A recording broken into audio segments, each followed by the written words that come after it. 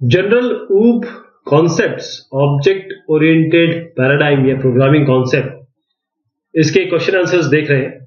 What are the two major types of programming languages? कौन सी major programming languages है? इसमें अगर आप श्रेणी में बांटें तो दो मेजर टाइप की प्रोग्रामिंग लैंग्वेजेस की श्रेणियां हैं। एक आपका लो लेवल लैंग्वेज कहते हैं हम, और एक high level languages. Low level और हाई लेवल लैंग्वेजेस ये आपके दो मेजर टाइप्स के प्रोसेसिंग लैंग्वेजेस होती हैं, प्रोग्रामिंग लैंग्वेजेस होती हैं। तो which two programming languages are low level languages? Low level languages कौन सी होती हैं? सबसे पहले आपका HLL होता है, हाई लेवल लैंग्वेज। फिर आपका असेंबली लैंग्वेज होती है। फिर आपकी मशीन लैंग्वेज होती है, जिसको हम बाइनरी भी कहते हैं।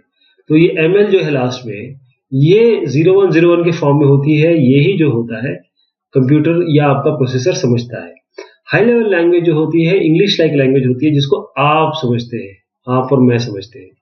फिर असेंबली लैंग्वेज जो होती है ये प्रोसेसर स्पेसिफिक होती है।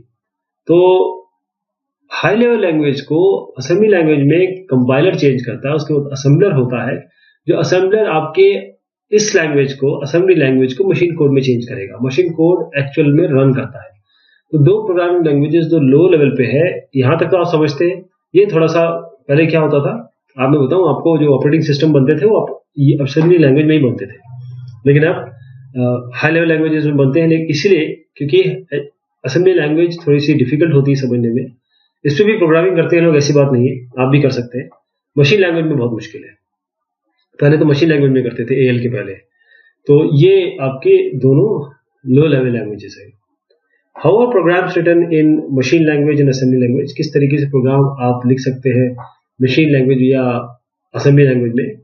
तो मशीन लैंग्वेज में बाइनरी कोड, जैसे मैंने अभी आपको बताया, 0 और 1 में लिखते हैं मशीन लैंग्वेज में।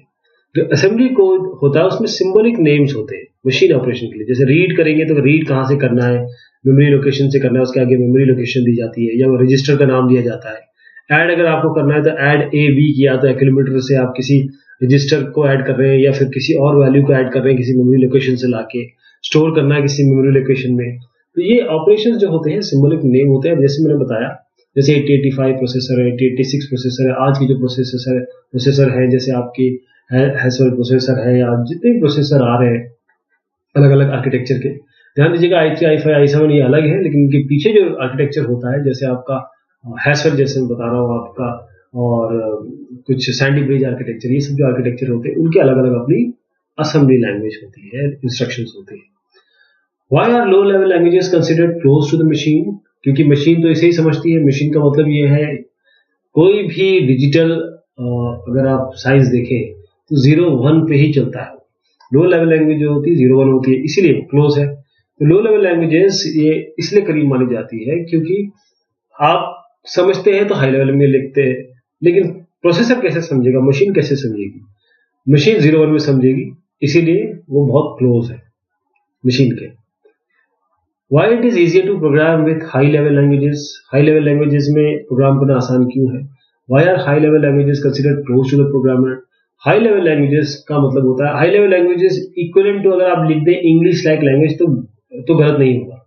High level language आप कोई भी उठा लीजिए, चाहे आप C++, Java, C#, Python, जो भी लैंग्वेज आप जानते हैं वो उठा लीजिए। आप देखिएगा कि प्रिंट करने के लिए प्रिंट कमांड होगा, printf होगा या println होगा, यही तो होता है। तो प्रिंट, ये आपको पता है प्रिंट क्या होता है ना?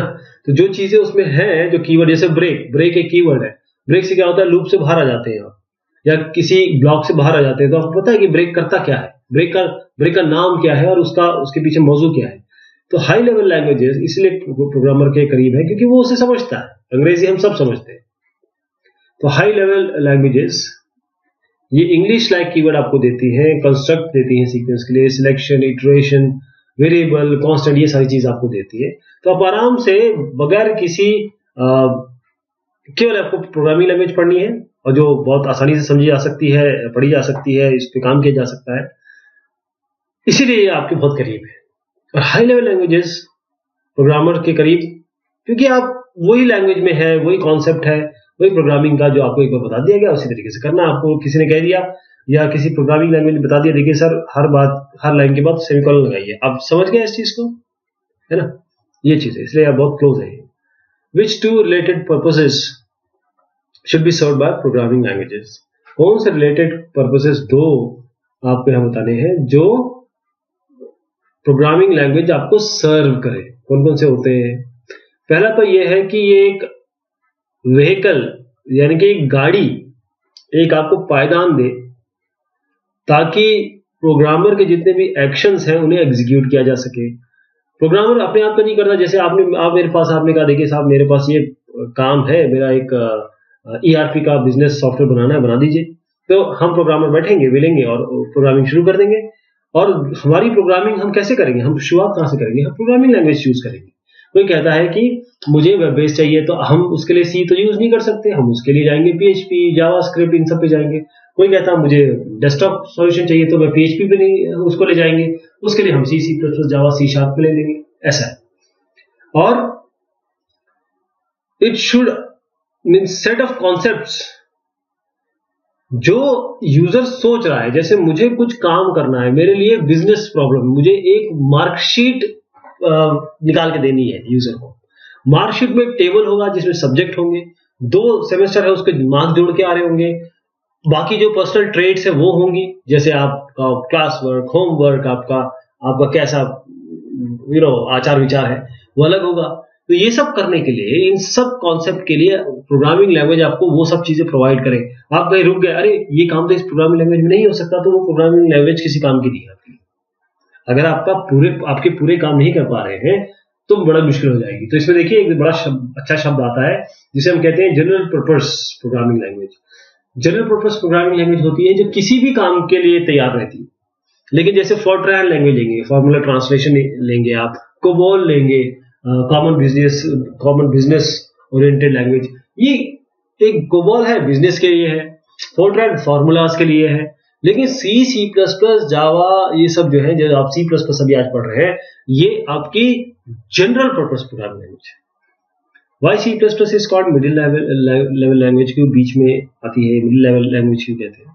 क्योंकि अच्छा सी भी बड़ी जबरदस्त लैंग्वेज है। इसके पहले जो आई थी C++ मतलब होता है C++, तो सब अगर आपको C आती है तो C++ से आने में ज्यादा दिक्कत नहीं होगी।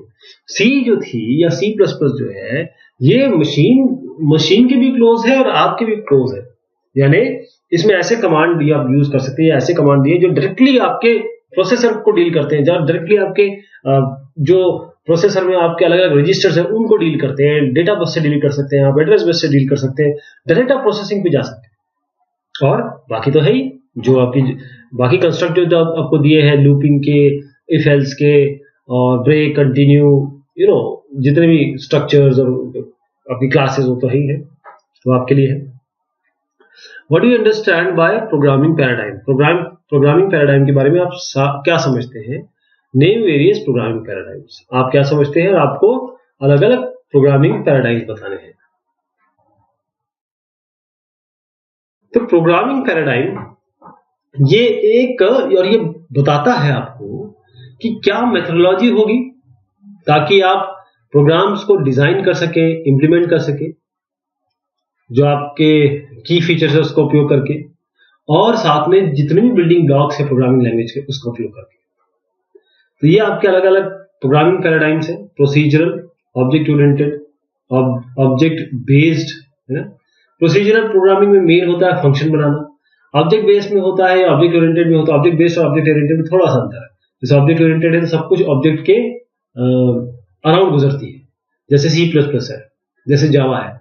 ऑब्जेक्ट बेस्ड का मतलब होता है जैसे जावास्क्रिप्ट है, वहां हर चीज ऑब्जेक्ट होगी, यानी प्रिंट भी करना है तो ऑब्जेक्ट होगा। तो ये object based programming, procedural programming या object oriented programming. What are the characteristics of procedural paradigm? Procedural paradigm की क्या क्या कैरेक्टरिस्टिक्स है? प्रोसीजरल पैराडाइम जैसे आपकी C लैंग्वेज थी या है भी, C में आज भी बहुत काम होता है। आपके जितने आपके माइक्रोवेव ओवन है या फ्रिज है, जितने भी उसके अंदर आप कोड देख रहे हैं ना, वो सब C में लिखे जाते हैं, क्योंकि C अभी भी सबसे फास्टेस्ट है। Do not model real world very well, अगर ये रियल वर्ल्ड को मॉडल कर पाती तो C++ नहीं आ पाती।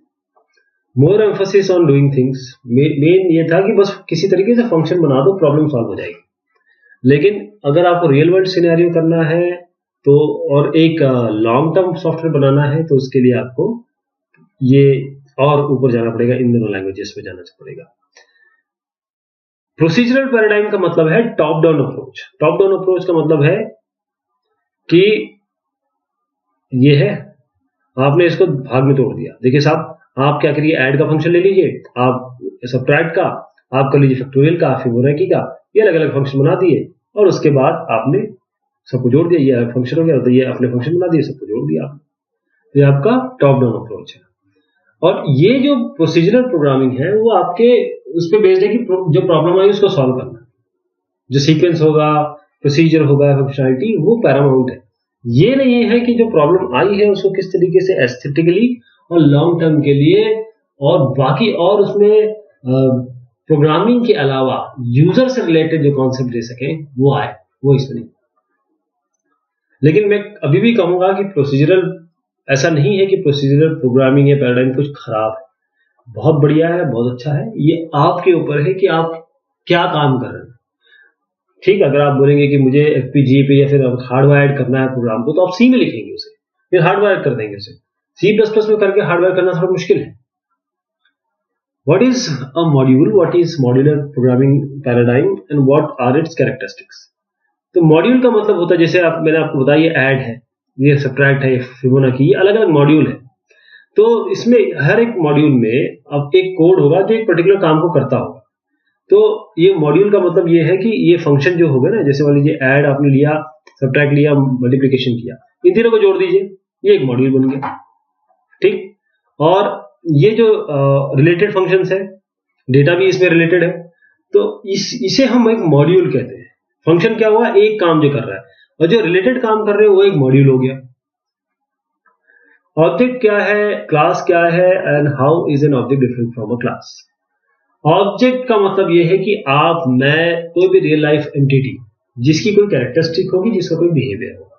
तो ऑब्जेक्ट एक आइडेंटिफाइबल एंटिटी है जिसका कोई ना कोई कैरेक्टरिस्टिक होगा। जैसे कार है, कार के कैरेक्टरिस्टिक्स और बिहेवियर बताता हूँ। कार की कैरेक्टरिस्टिक ये है कि उसकी 4 व्हील होते हैं।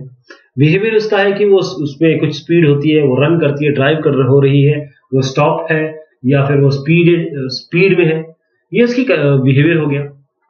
इट कैन अच्छी कारें जो है, it can climb a mountain, all this kind of things. So ये एक आपको तरीका देती है, एक ऑब्जेक्ट या ऑब्जेक्ट तरीका देता है कि एक ऑब्जेक्ट आपने ले लिया, उसके साथ बिहेवियर कैरेक्टरिस्टिक अटैच कर दी, यानी एक ऐसी एंटिटी हो गई जिसमें डेटा भी दे सकते हैं, जिसे हम कैरेक्टरिस्टिक कह रहे हैं, और फंक्शंस भी दे सकते हैं, जिसे हम बिहेवियर कह रहे हैं। जबकि क्लास, अब ये देखिए, एक कार हो गई, कार 1, एक कार 2 हो गई, इन कार को मिला लीजिए आप, सारी कारों का एक क्लास बन जाएगा। तो क्लास इन ऑब्जेक्ट्स का ग्रुप है जिनकी प्रॉपर्टी कॉमन होगी। हर कार के 4 पहिए होंगे, हर कार जो है वो चलती होगी, तो ये इसकी सबकी कॉमन प्रॉपर्टी रिलेशनशिप है, यानी कि ये सिमिलर ऑब्जेक्ट का एक ग्रुप है, class. What is object oriented programming paradigm, name the 4 basic concepts of OOP।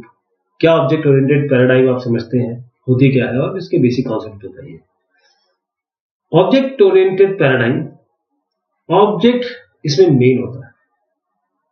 हम यहां पर डिसाइड करते हैं कि क्या क्लास होगी, क्या ऑब्जेक्ट होगी। और सबसे पहले देखिएगा, पहले हम शुरुआत करते हैं क्लासेस क्या होगी। हमेशा देखिए कि कभी आप चैप्टर पढ़ेंगे तो क्लासेस आती है, लेकिन मेरा ये कहना है, और जो एडवांस बुक बताती है वो कहती है कि पहले ऑब्जेक्ट होता है। आप पहले ऑब्जेक्ट डिफाइन करिए, उसकी कैरेक्टरिस्टिक डिफाइन करिए, उसका बिहेवियर डिफाइन करिए, फिर ऑब्जेक्ट, उस ऑब्जेक्ट की क्लास बनेगी, राइट। तो पहले ऑब्जेक्ट और क्लास बनाते हैं, हम देखते हैं क्या इस ऑब्जेक्ट के बिहेवियर होंगे, वो होंगे, फंक्शंस होंगे, उसके बाद हम क्लास बनाते हैं। तो ये पूरा ऑपरेशन देता है क्लास के लिए। तो बेसिक और ऊप्स अगर कॉन्सेप्ट हम जाना चाहें तो उसमें डेटा एब्स्ट्रैक्शन है, डेटा इनकैप्सुलेशन है, मॉड्यूलैरिटी है, इनहेरिटेंस है, पॉलीमॉर्फिज्म है। Data abstraction, encapsulation, modularity, inheritance, polymorphism. तो आप, मेरी आपसे गुजारिश होगी कि आप इन सबको लर्न बाय हार्ट ना करें, ठीक, और इनको समझें। तो मैं आपको समझाता हूं, अगर ये क्वेश्चन इस तरीके से आते हैं तो मैं समझाता हूं। ये सारे क्वेश्चन आपके टेक्स्ट बुक के हैं। What is meant by abstraction, abstraction का मतलब क्या है, व्हाट इज एब्स्ट्रैक्शन। एक कार है, उसके अंदर कौन सा फिल्टर लगा है, उस कार का चेसिस नंबर के आखिरी में क्या आ रहा है, इसके बारे में आपको पता होना चाहिए। नहीं पता होना चाहिए। क्या जरूरी है कि यूजर को जानना ये? अगर आपकी कार ब्रेकडाउन होती है, आप किसी मैकेनिक को बुलाएंगे या कोई एक कार के डॉक्टर को बुलाएंगे और उसे दे देंगे, है ना? आपका काम क्या है? कार लीजिए, अपने डेस्टिनेशन पे पहुंचिए, वापस आइए, पेट्रोल भरवाइए, डेस्टिनेशन पे जाइए। बहुत सारा डिटेल जानने की जरूरत नहीं है आपको। अगर डिटेल पता है तो अच्छी बात है, लेकिन जानने की जरूरत नहीं है। तो हमारे जो एसेंशियल फीचर्स हैं वो हमें दिखाने हैं, यानी कार की ड्राइविंग कैसी होती है, इसमें कितने गियर्स हैं, इसमें कितना पेट्रोल डलता है, इसमें कौन सा क्या आपके व्हील्स रखते हैं, अलॉय व्हील्स रखते हैं, नॉन अलॉय व्हील्स रखते हैं, इसमें टायर कौन से लगाने हैं आपको, ये सारी चीज किस लेंथ के लगाने हैं, इसमें प्रेशर क्या होगा हवा का, ये आपको पता होना चाहिए। एसेंशियल फीचर्स है। लेकिन जो उसकी डिटेल्स है, बैकग्राउंड डिटेल्स है, बहुत माइन्यूट डिटेल्स है, why to open it to the user to confuse him. एक ड्राइवर क्यों कंफ्यूज करेंगे हम उसको, इसलिए इसे एब्स्ट्रैक्शन कहते हैं। तो एक क्लास बना दीजिए, एक क्लास बना दीजिए, इसके डिटेल्स यहाँ हाइड कर दीजिए, केवल इसके फंक्शंस बता दीजिए कि साहब इसमें ये फंक्शंस है। बाकी फंक्शन कैसे एग्जीक्यूट हो रहा है या इसके अंदर क्या हो रहा है, इसके बारे में जानने की जरूरत नहीं है यूजर को। The real world concepts get simplified using concepts of abstraction, true और false. Real world concept simplify हो जाते हैं अगर आप एब्स्ट्रैक्शन यूज करते हैं। सही है या गलत? बिल्कुल सही है।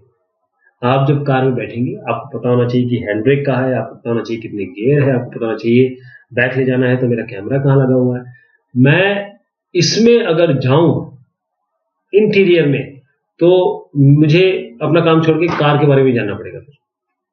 तो इसीलिए ये रियल वर्ल्ड कॉन्सेप्ट सिंप्लीफाई हो जाते हैं यूजर के लिए अगर हम एब्स्ट्रैक्शन यूज करते हैं। Give an example to illustrate the concept of abstraction. एक स्विच बोर्ड, जैसे आपको कार का एग्जांपल दिया वो दे सकते हैं, यहां पर देख लीजिए एक और एग्जांपल है। एक स्विच बोर्ड होता है आपका, उसमें कुछ स्विच होते हैं, आप केवल ऑन करते हैं ऑफ करते हैं। आप इसके अंदर कौन सी वायरिंग है, लाल है, पीली है, ग्राउंडिंग है, ये है, वो सब आपको जानने की जरूरत नहीं है। आप देखें इसमें कौन सा वायर लगा हुआ है, किस कंपनी का लगा है, कोएक्सियल लगा हुआ है, कंबाइंड लगा हुआ है, कॉपर वायर लगा हुआ है, एल्यूमिनियम वायर लगा हुआ है, इसकी जानकारी आपको होने की आवश्यकता है क्या? नहीं। आपके मैकेनिक साहब हैं, आपके जो इलेक्ट्रिशियन साहब है वो इसे देखेंगे, अगर कोई दिक्कत आती है and he is going to sort out, because ये उनका काम। मान लीजिए आप सॉफ्टवेयर प्रोग्रामर है तो आप सॉफ्टवेयर बनाइए, इसके डिटेल जानने की आपको आवश्यकता नहीं है। अगर आप जानते हैं तो बहुत अच्छी बात है, मैं ये नहीं कह रहा हूं कभी भी कि इसकी ये जानने की आवश्यकता नहीं, लेकिन मेरा काम कुछ और है, मैं हर चीज के बारे में जानकारी नहीं रख सकता। जैसे एक कॉबलर है जो जूता सीता है, उसको पता है कि जूता कहां से मैं सीऊंगा तो मेरी प्रॉपर सिलाई होगी। वो कॉबलर को अगर मैं बोलूंगी भैया ये जो सॉफ्टवेयर है, या फिर कॉबलर को बोलूंगी देखिए साहब आपने गाड़ी ली, इसकी ये RMP है, इसका इतना MPH है, इसका ये है, फिल्टर जो होता है वो इससे बनता है, और इसमें सैंड लगेगा तो इसको इस तरीके से क्लीन किया जाएगा, या इसके अंदर ये मॉनिटरिंग सिस्टम लगा हुआ है, तो वो कंफ्यूज हो जाएगा। वो कहेगा मैं ना जूता सी लेता हूँ अच्छे से, मुझे बस गाड़ी चलानी है, कोई प्रॉब्लम होगी तो मैं आपको दे दूंगा। What is encapsulation? Why data is considered safe if encapsulated? आप देखिए, आप बच्चे को दवाई देते हैं, बच्चा उल्टी कर देता है, आपने भी की होगी, उसको कड़वी लगती है क्योंकि दवाई कड़वी होती है। अब एक तरीका आजाद किया गया, एक कैप्सूल बना दिया गया। कैप्सूल में क्या है कि जो आउटर कवरिंग है वो फूड है, वो सेलुलोज या किसी चीज का बनता है, जैसे मुंह में जाएगा वो घुल जाएगा, है ना। तो इसके अंदर दवाई डाल दी गई, कड़वी दवाई डाल दी गई, तो जैसी कैप्सूल आपने खा लिया, आपने खा भी लिया, मतलब बच्चे ने खा भी लिया, उसको उल्टी भी नहीं हुई, उसको कड़वाहट भी नहीं लगी, प्रॉब्लम सॉल्व। यही काम इनकैप्सुलेशन का है। एक कैप्सूल यानी कि क्लास बनाई, उसके अंदर आपने फंक्शंस डाल दिए, उसके अंदर आपने डेटा मेंबर्स डाल दिए, उसको इनकैप्सुलेट कर दिया, सेव कर दिया। इनकैप्सुलेशन डेटा और फंक्शन को एक जगह रखने की बात को कहते हैं, जो एज अ सिंगल यूनिट बाहर लोगों को दी जा सके। इनकैप्सुलेशन के कारण आप डेटा को पब्लिक, प्राइवेट इस तरीके से अंदर रख सकते हैं। इसका मतलब डेटा को आप डायरेक्टली एक्सेस नहीं कर सकते, केवल तरीका यह है कि ऑब्जेक्ट बनेगा उसका, उसी से एक्सेस होगा, राइट, या फंक्शन के थ्रू एक्सेस करेंगे आप। अगर डेटा हिडन है तो डेटा आपका सेफ है क्योंकि वो इनकैप्सुलेटेड है। How are the terms abstraction and encapsulation related? Abstraction और इनकैप्सुलेशन कैसे रिलेटेड है आपस में? एब्स्ट्रैक्शन को इंप्लीमेंट करने का तरीका है इनकैप्सुलेशन। एब्स्ट्रैक्शन को इंप्लीमेंट कैसे करेंगे? इनकैप्सुलेशन से। ध्यान दीजिएगा, एब्स्ट्रैक्शन, अभी मैं थोड़ा सा पीछे ले जाता हूं क्योंकि I don't want you to be confused. देखिए, इसमें हमने कहा डेटा एब्स्ट्रैक्शन अलग है, डेटा एनकैप्सुलेशन अलग है, लेकिन ऐसा नहीं है। ये एक कॉन्सेप्ट है, ये भी एक कॉन्सेप्ट है, लेकिन इस कॉन्सेप्ट को एक्चुअली में इंप्लीमेंट करने के लिए डेटा एनकैप्सुलेशन यूज होगा है। समझ गया? ये जरूरी है समझना कि इन एब्स्ट्रैक्शन तो कॉन्सेप्ट है, उसको इंप्लीमेंट कैसे करेंगे? उसको इंप्लीमेंट करेंगे एनकैप्सुलेशन से, क्लास बना के उसके अंदर फंक्शन और डेटा रख के। एक मिनट, कुछ और बताता हूं आपको। तो ये ठीक है, इसका आपको रिलेशन समझ गया। Why classes are called ADT? Classes को हम एब्स्ट्रैक्ट डेटा टाइप क्यों कहते हैं? आप देखिए, आप लिखेंगे int x इक्वल टू 10, ये लिखते ही आप समझ गया और कंपाइलर समझ गया और आपका सिस्टम समझ गया कि ये जो वैल्यू है इन्होंने साहब ने जो दी है वो इंटीजर होगी, 2 बाइट या 4 बाइट लेगी डिपेंडिंग अपॉन द सिस्टम, और इस x के अंदर 10 एक नंबर है जो आ जाएगा। जब भी x का कहीं भी यूज करेंगे प्रोग्रामिंग में तो 10 इसको वैल्यू ले लेगा x। ये तो डेटा टाइप है प्रॉपर, लेकिन क्लास कोई डेटा टाइप नहीं है, लेकिन क्लास के ऑब्जेक्ट बनेंगे। यानी कि जब हम क्लास बना लेंगे, मान लीजिए हमने क्लास बनाई स्टूडेंट, तो हम इसके आगे लिख सकते हैं स्टूडेंट st1 सेमीकोलन। तो मतलब एक या डेटा टाइप इंटीजर की तरह है और यहां पर x भी दे रहे हैं st1। तो आप स्टूडेंट एक डेटा टाइप बना रहे हैं और साथ में इसका डेटा टाइप ये है और डेटा ये है, st1 एक ऑब्जेक्ट बना दिया आपने। इसका मतलब ये है कि आप इसको इसकी तरह यूज कर रहे हैं, इन टेक्स्ट की तरह ही तो यूज कर रहे हैं, इसलिए डेटा टाइप है। लेकिन ये डेटा टाइप तो एक्चुअली दिया ही नहीं प्रोग्रामिंग लैंग्वेज में, इसीलिए एब्स्ट्रैक्ट डेटा टाइप है। यानी कि जो क्लासेस है वो डेटा एब्स्ट्रैक्शन का कॉन्सेप्ट यूज करती हैं, उसके अंदर एब्स्ट्रैक्शन है डेटा टाइप का और वो एक्चुअल डेटा टाइप नहीं है, इसलिए इसको एब्स्ट्रैक्ट डेटा टाइप है। जहां पर we are only abstract data type का मतलब ये होता है कि we are only interested in the concept, not in the implementation. Implementation किसी भी तरीके से किया जा सकता है, जैसे आप स्टैक्स पढ़ेंगे आगे, आप क्यूज पढ़ेंगे आगे, तो ये सारे एब्स्ट्रैक्ट डेटा टाइप है। क्लासेस भी एब्स्ट्रैक्ट डेटा टाइप है क्योंकि स्टैक एक कॉन्सेप्ट है कि उसके एक जगह ऐड कर सकते हैं, एक जगह डिलीट कर सकते हैं, एक ही जगह, दोनों जगह नहीं कर सकते। तो स्टैक एब्स्ट्रैक्ट डेटा टाइप होगा। क्यों? क्लासेस यूज करती हैं इस कॉन्सेप्ट डेटा एब्स्ट्रैक्शन को, इसीलिए एब्स्ट्रैक्ट डेटा टाइप्स क्लासेस को एब्स्ट्रैक्ट डेटा टाइप कहते हैं। What is base class? What is subclass? What is the relationship between a base class and a subclass? Base class एक आपके पिताजी हैं, एक आप है, एक पिताजी के पिताजी। आपके पिताजी की बेस क्लास ये हो गई, आपके पिताजी उनके सब क्लास हो गए। आप आपके पिताजी के सब क्लास हो गए, आपके पिताजी आपके लिए बेस क्लास हो गए, क्योंकि आपने इनकी प्रॉपर्टी इनहेरिट की, चाहे फिजिकल प्रॉपर्टी या जमीन जायदाद हो। इन्होंने इनकी प्रॉपर्टी अर्जित की, चाहे उनकी आंखों का कलर हो, चाहे इनकी कार हो। तो सब क्लास एक क्लास है जो इनहेरिट करती है प्रॉपर्टी किसी और क्लास से। बेस क्लास वो क्लास होती है जिसकी प्रॉपर्टी इनहेरिट हो रही है, इनहेरिट कर रहा है एक सब क्लास। एक सब क्लास के पास सारी प्रॉपर्टी आ जाती है जो इसके ऊपर की क्लास यानी कि बेस क्लास है, और ये अपनी फंक्शनलिटी भी डाल सकता है। इसलिए रिवर्स स्टोरी है, ऐसा नहीं है कि इसके पास इसकी प्रॉपर्टी आती है। हमेशा जो नीचे वाला लेवल है बेस क्लास की प्रॉपर्टी उसके पास आती है। मॉड्यूलैरिटी क्या होती है, क्या बेनिफिट ये ऑफर करती है? मॉड्यूलैरिटी का मतलब ये है भाग को बांटना। अगर आपका कोई इवेंट मैनेजमेंट चल रहा है तो आप बोलेंगे देखो साहब आप खाने का आप कैटरिंग आप देख लो, आप साहब आप इधर आइए, आप जो है वो ये व्हीकल का देख लो, आप लाइसेंस कर लो जो लोग आने वाले हैं, आप एक काम करो स्टेज का देख लो, आप देखो फूलों का देख लो, अलग अलग काम बांट दिए, मॉड्यूलैरिटी कर दिया आपने, बेनिफिट हो गया आपको। तो मॉड्यूलैरिटी एक प्रॉपर्टी है ताकि आप सिस्टम के काम को कोहेसिवली और लूजली आपके मॉड्यूल में बांट सके। फायदा क्या है? कॉम्प्लेक्सिटी कम हो जाती है और वेल डिफाइंड डॉक्यूमेंटेड बाउंड्रीज है। अगर आप किसी स्टेज में अगर माइक ठीक से नहीं चल रहा तो आप एक एक्स बंदे को बुलाएंगे जिसको आपने काम दिया था, बोलेंगे साहब आपने देखा इस चीज को? हाँ सर मैं देख रहा हूँ, हो जाएगा काम। आप फूल वाले को नहीं बुलाएंगे कि देखो फूल वाले साहब स्टेज का माइक काम ही कर रहा है ना। Inheritance ensures closeness with the real world models, true or false? बिल्कुल सत्य। How does inheritance support reusability? Inheritance का मतलब ये है कि आपके पिताजी के पास एक कार थी, आपने उनको इनहेरिट किया, यानी ये बेस क्लास है, आप सब क्लास है। आपने इनकी कार को इनहेरिट कर लिया, तो जब आपके पास कार आ गई तो आप कार लोगे क्या? हो सकता है इनके पास ऑडी हो सकता है इनके पास बहुत बेहतरीन कार हो जो बहुत सालों से बढ़िया चल रही है, आपको दूसरी कार लेने की जरूरत ही नहीं है। अब आप कुछ और ले सकते हैं, आप बड़ी कार ले सकते हैं, आप हो सकता है कुछ और ले लें। तो जो कार है, जो चीज ऑलरेडी है, अगर इनके पास एक जमीन थी, बड़ा टुकड़ा है, तो आप जमीन ले लें। अब आपको जमीन की चिंता नहीं है, अब आप कुछ और करें, अपने बच्चे को अच्छे से पढ़ाई करवाएं, अच्छे से उसको लालन पालन करें, ये भी कर सकते हैं ना। तो यूजेबिलिटी मतलब ये है जो ऑलरेडी चीज है उसको यूज कर सकते हैं, इसे ही इनहेरिटेंस कहते हैं। इनहेरिटेंस का मतलब होता है कि जो आपके पास फीचर आपने बेस क्लास से पाए वो तो है ही है, साथ में आप एडिशनल काम करें ताकि ये इसके साथ एक ऐड हो जाए कि जो आपके पास प्रॉपर्टी ऑलरेडी इनहेरिट की, साथ में आपने अपना काम और उसमें ऐड कर दिया। What do you mean by the transitive nature of inheritance? Inheritance का ट्रांजिटिव नेचर क्या है?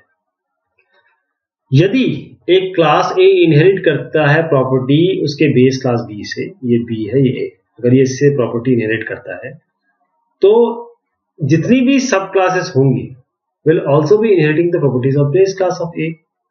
ओके, यानी कि ए अगर बी की प्रॉपर्टी इनहेरिट करता है और आपने सी बना दिया तो सी ए की प्रॉपर्टी इनहेरिट कर रहा है, तो ए ने तो बी की ऑलरेडी कर रखी है, तो सी भी ए बी की कर लेगा। इसे ट्रांजिटिव नेचर कहते हैं इनहेरिटेंस का।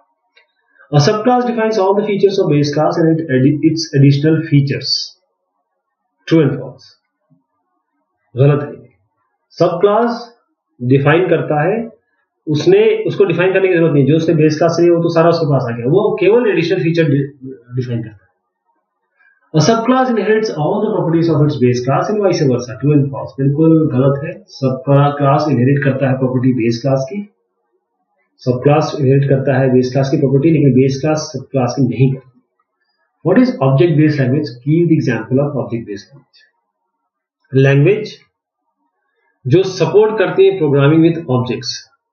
अगर प्रोग्रामिंग विद ऑब्जेक्ट्स को कोई भी लैंग्वेज सपोर्ट करती है, हम उसे कहते हैं ऑब्जेक्ट बेस्ड प्रोग्रामिंग लैंग्वेज। जैसे मैंने आपको बताया था एडा, आपको बताया था जावास्क्रिप्ट बताया था शायद, तो जावास्क्रिप्ट है वो इनहेरिटेंस सपोर्ट नहीं करती, डायनेमिक बाइंडिंग सपोर्ट नहीं करती। ये ध्यान दीजिएगा, जावास्क्रिप्ट इनहेरिटेंस और डायनामिक बाइंडिंग सपोर्ट नहीं करती, इसलिए इसका नाम है ऑब्जेक्ट बेस्ड लैंग्वेज।